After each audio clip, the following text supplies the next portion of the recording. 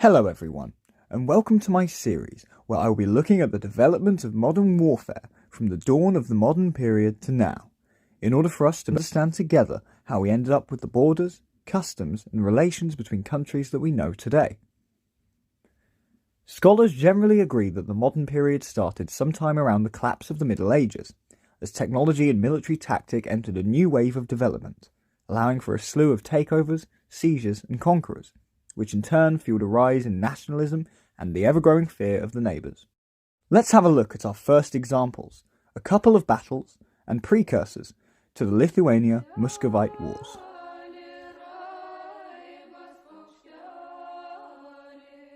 We must first take a trip back to just before the battle on the Irpin River, a semi-legendary battle with scarcely reliable evidence. Its context will help us understand the series of wars that would haunt the region in the following years. Evidence for the battle comes from the Lithuanian Chronicles, which are a series of redactive texts that serve the need to inspire Lithuanians with a series of half-truths and straight-up lies to place them in history as a greater people, more deserving of the land than their contemporaries. One such myth from the second redaction is that the Grand Duchy of Lithuania is claimed to have been founded by a Roman noble called Palamon.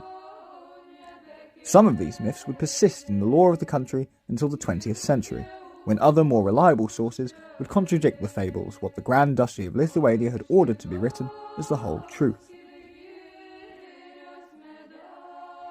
Within the second and third redactions of the Chronicles, we find an account of the battle on the Irpin River.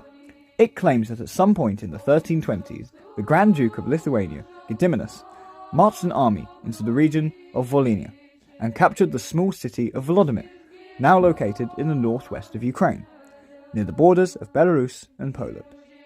By this time, the polytheistic Lithuanians had a notable administration of power along the Baltic Sea region, and it was their desire to stretch this influence to the Black Sea, which meant extending its territories through the Kievan Rus, a bloc which today is claimed as the cultural ancestor to Ukraine, Russia, and Belarus. Making peace with the Catholic Teutonic Knights to the west, this was solidified as their plan.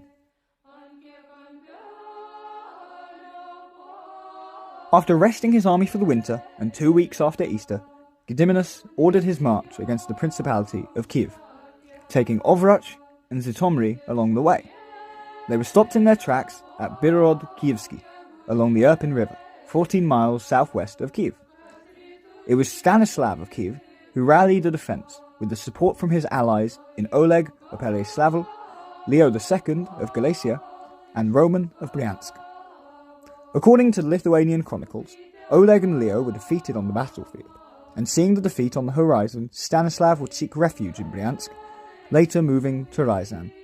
Without its leader and its allies defeated, after a month-long siege of Kiev, the city surrendered to Gediminas.